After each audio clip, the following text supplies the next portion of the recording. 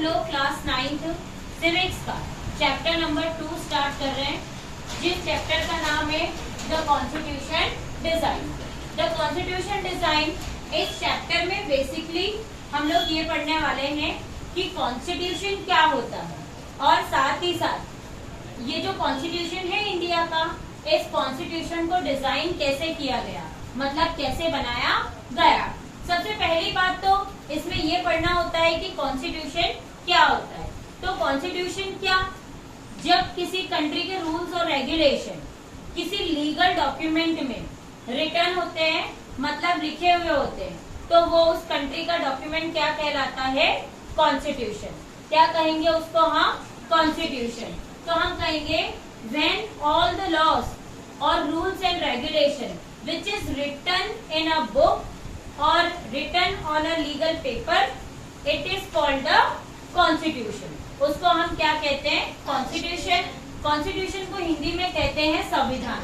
क्या कहते हैं, संविधान। अब हम बात करते हैं कि अगर कॉन्स्टिट्यूशन नहीं होगा, हमारी कंट्री में रिटन रूल्स और रेगुलेशन नहीं होंगे, तो हमारे साथ क्या क्या हो सकता है कि भाई गवर्नमेंट क्या करेगी, इस कंडीशन में मनमाना काम करेगी। तो सबसे पहले हम इस चैप्टर की जो बिगिनिंग है वो करते हैं एक कंट्री की स्टोरी से। उस कंट्री का नाम है south Africa. South Africa country में एक सिस्टम चलता था जिसको अपार्थाइड कहा जाता था। क्या कहते थे, अपार्थाइड। अब सबसे पहला तो यही होता है कि व्हाट इज अपार्थाइड। अपार्थाइड क्या होता है, सबसे पहली बात तो अपार्थाइड का मतलब होता है रेशियल डिस्क्रिमिनेशन। क्या होता है, रेशियल डिस्क्रिमिनेशन। रेशियल डिस्क्रिमिनेशन का मतलब होता है when the people are discriminate basis on their skin colour. जब इंसान को किस बेसिस पे डिस्क्रिमिनेट करे, उसके स्किन कलर के बेस पे, लाइक गोरा या काला, दो ही कलर होते हैं बेसिकली। इन दो कलर के बेसिस पे जब कोई डिस्क्रिमिनेशन लीड होता है तो उसको हम क्या कहते हैं, रेशियल डिस्क्रिमिनेशन। रेस को हिंदी में कहते हैं नस्ल। और ये डिस्क्रिमिनेशन कहाँ होता था बेटा, साउथ अफ्रीका में। अब हम बात करें कि साउथ अफ्रीका में है ना, हम कहेंगे देयर वाज रेशियल डिस्क्रिमिनेशन। हम कहेंगे discrimination basis on the skin colour. जब लोगों को स्किन कलर के बेस पे डिस्क्रिमिनेट किया जाता था तो वो क्या कहलाया, रेशियल डिस्क्रिमिनेशन। फिर हम बात करें आखिर वो कौन सी कंट्री थी जहां पर रेशियल डिस्क्रिमिनेशन हुआ था, तो वो कंट्री कौन सी थी, साउथ अफ्रीका।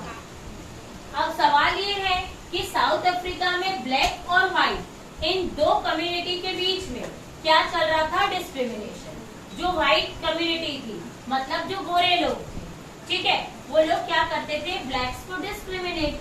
तो अब सवाल ये है कि अफ्रीका में तो वैसे ही लोग काले होते हैं, उनके तो स्किन कॉम्प्लेक्शन वैसे ही डार्क होता है, तो वो क्यों डिस्क्रिमिनेट कर रहे हैं, वो नहीं डिस्क्रिमिनेट कर रहे। रियलिटी ये है कि वहां पर व्हाइट गवर्नमेंट मतलब ब्रिटिशर्स, जैसे हमारी कंट्री पे किसका कब्जा था, ब्रिटिशर्स का, सेम वैसे ही कहाँ पर, साउथ अफ्रीका में किसका कब्जा था बेटा, ब्रिटिशर्स का।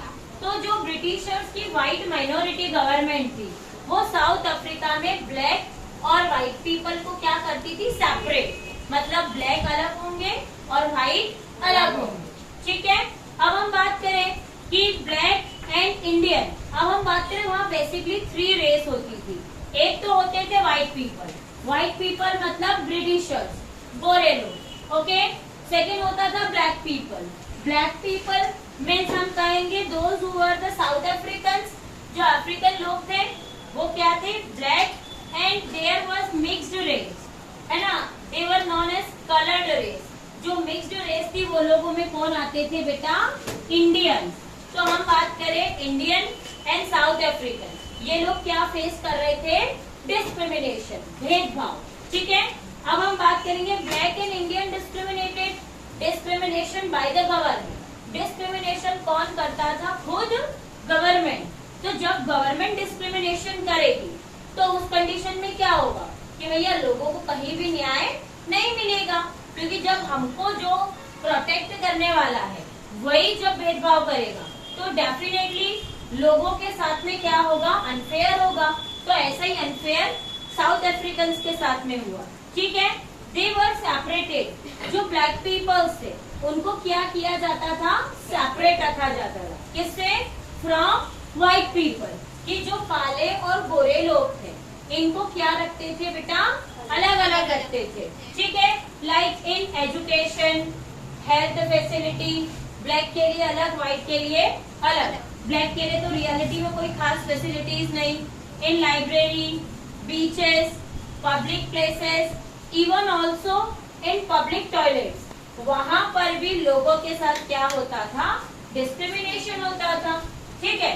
तो इतना ज्यादा कि black people were not allowed to enter in the white people area, जो काले लोग होते थे उनको व्हाइट पीपल के एरिया में एंटर होने की परमिशन नहीं थी। They can enter in that particular area after permission, अगर गोरे लोग परमिशन दे तो फिर काले लोग क्या करते थे, एंटर करते थे, नहीं तो वो उस एरिया में भी जाते नहीं थे। Even they could not enter in the church, वो लोग कहाँ नहीं एंटर हो सकते थे, church, at the present of white government, मतलब व्हाइट जो पीपल थे, गोरे लोग जब चर्च में होते थे तो काले लोगों को परमिशन नहीं थी, ठीक है। तो इस टाइप का ये जो सेग्रीगेशन पॉलिसी, जो डिस्क्रिमिनेशन की पॉलिसी कौन लीड करता था, साउथ अफ्रीका की गवर्नमेंट। यही सिस्टम क्या था, बेसिकली अपार्थाइड। अब सीधी सी बात है, अगर हमारे साथ अनफेयर होगा तो कुछ टाइम बाद पीपल रिवोल्ट ना, पीपल रिवोल्टेड इट, लोग क्या करेंगे, इसको रिवोल्ट करेंगे। तो अब हम बात करें कि अफ्रीका में दो लोग, या हम कह सकते हैं कि दो ऐसी पार्टी जिसने डिस्क्रिमिनेशन के अगेंस्ट फाइट की। एक तो कौन थी, ANC, अफ्रीकन नेशनल कांग्रेस, और सेकेंड कौन, अफ्रीका के प्रोमिनेंट लीडर, उनका नाम क्या था, नेल्सन मंडेला। तो अब हमारे जो नेक्स्ट वीडियो होगा उस वीडियो में हम लोग पढ़ेंगे what was the role of ANC, African National Congress का क्या रोल था, who was Nelson Mandela and what was his contribution. Okay, thank you.